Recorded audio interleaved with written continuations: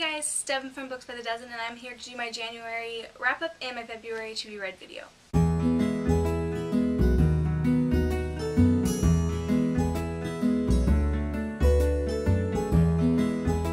It feels like it's been forever since I've made a video. It's only been about a week, but for some reason it feels like it's been about a month. So sorry that I missed all of last week.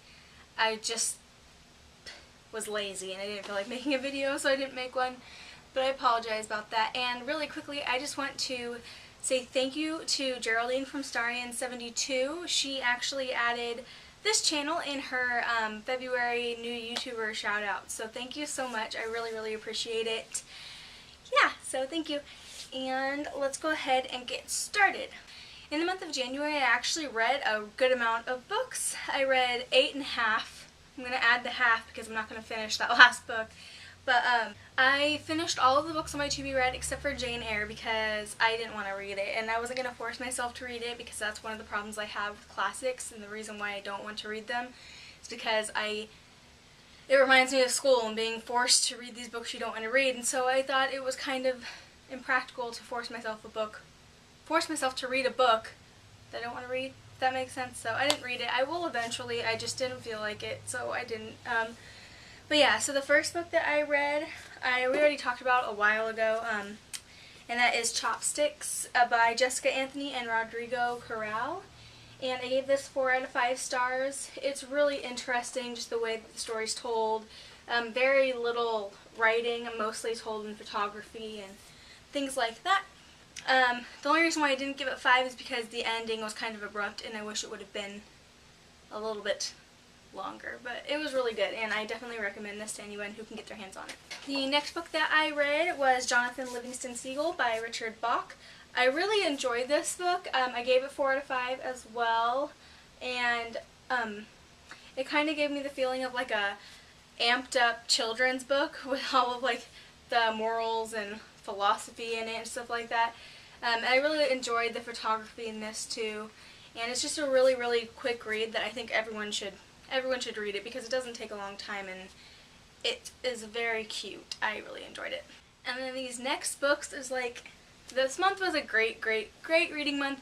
If you don't remember, our theme was books that we wish we would have read in 2012, and it was a really good thing because I think besides the last book, the lowest I gave any of these books was 4 out of 5 stars. Most of them got 5 out of 5 stars. They were all really great. And the first one that I read that blew my mind away this month was The Darkest Minds by Alexandra Bracken. This came out in December 2012. And yeah, it's fantastic. It's a little slow in the beginning, but please, if you're reading it and you're feeling like it's dragging, just keep going because it's so good. And it is part of a series, and the next book doesn't come out until December, and I didn't know that whenever I started reading this, and I wish I would have known that because it leaves you on one hell of a cliffhanger, and now my heart hurts a little bit. It's gonna hurt until I get the next book, so yeah, I definitely recommend reading this, but if you can hold off, I would, because I don't think you should go through that pain and agony. Oh, gave it 5 out of 5 stars in case you couldn't tell. And the next book that I read was The Selection by Kira Cass. Also gave this 5 out of 5 stars. I didn't think I was going to like it as much as I did. I don't know why. It just sounded kind of meh to me. But it was really great. I loved America Singer as a character, and I loved Maxton, and I loved Aspen at the beginning. But yeah, that didn't last too long. And yeah, so I'm really looking forward to The Elite. I already pre-ordered it, and I can't wait for it to come out. And the next book is probably my favorite for the month. I loved it so much, and that is The Unbecoming of Mara Dyer by Michelle Hodkin. Also 5 out of 5 stars. Amazing like psychological thriller type book. It's absolutely fantastic, and I got so immersed in the book when I was reading it, and I definitely recommend this. I'm going in order of whenever I read these, by the way. The next one I read was Winter Girls by Lori Halse Anderson. I also gave this a 5 out of 5 stars, but it was very different from everything that I read. It's weird because whenever I think about it, I don't think like, oh my gosh, fantastic book, but there's nothing about it that I didn't like, if that makes sense.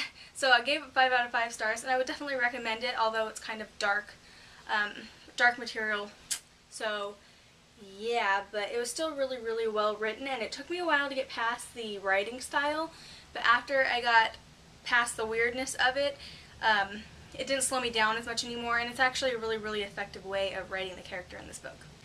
And the next book that I read, also one of my favorites, and that is The Evolution of Mara Dyer by Michelle Hodkin. I also gave it 5 out of 5 stars, and I can't wait until October for the third and last one because it didn't seem like there was as much going on in this one as in the first one. Well, I mean, until the end of it, but like the first 3/4 of it was kind of like just, I don't know how to explain it. It wasn't slow at all, it just wasn't as freaky as the first one, but it was still very, very good. And the next one that I read was Just One Day by Gail Forman. This was actually released, I can't talk today. This was actually released in January of this year, and I read it, and I really, really enjoyed it. Actually, I think I gave it 5 out of 5 stars. It might have been 4, but I think it was 5 out of 5 stars. And I just really, really enjoyed it. I think some people won't so much like the ending, but I did. I think it's realistic, and it is wonderful, and I love the kind of, it's not even a coming of age story because she's 18 years old, but like a growing up story, finding yourself kind of thing, and it was really, really good. And the half book that I read this month was When Summer Ends by Isabel Ray, excuse me. And I gave this one 1 out of 5 stars. I didn't even finish it. I just kind of skimmed the last part of it. It is about a 17-year-old girl who during the summer before her senior year, uses a fake ID to get into a club, meets a guy named Will, falls for him very quickly, and then her first day back to school realizes that he is her new calculus teacher. And so, yeah, they have to do whatever. But it's just so drawn out, and I didn't like the way it was written. I didn't like the characters. It was just bad. But the weird thing is that it has a really good rating on Goodreads. It's like a 4.09 or something like that. So I know a lot of people did like it. I just was definitely not one of them. So yeah, that's what I read in January. It was a very good reading month. And hopefully I'll be able to keep up with this momentum for this month. And I'm going to go ahead and get into my to-be-read pile. I actually have a lot of books. But considering that this last month I read, about half of the books I read were really, really good length, between like 400 and 500 pages. I have a bunch of books here, but they're all really small, so it should work out fine. The first one that's on my to-be-read list I actually already finished, and that is Perfect Chemistry by Simone Elbles. Gave it 5 out of 5 stars. I know why everyone raves about it. It's absolutely fantastic. I love the characters. I love how it's so simply written, but there's so many like complex issues in the book, but it's just so easy to read, such a quick read, and I definitely recommend this to anybody who's thinking about reading it. And the next book that I'm going to be reading is Fingerprints of You by Kristen Page Madonna.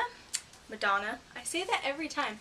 Kristen Page Madonia, and it sounds really, really interesting. I got it a while ago. I absolutely love the cover art, but it's about a girl who lives with her mom, and they move around a lot because her mom always gets into these horrible relationships and she's always running from everybody.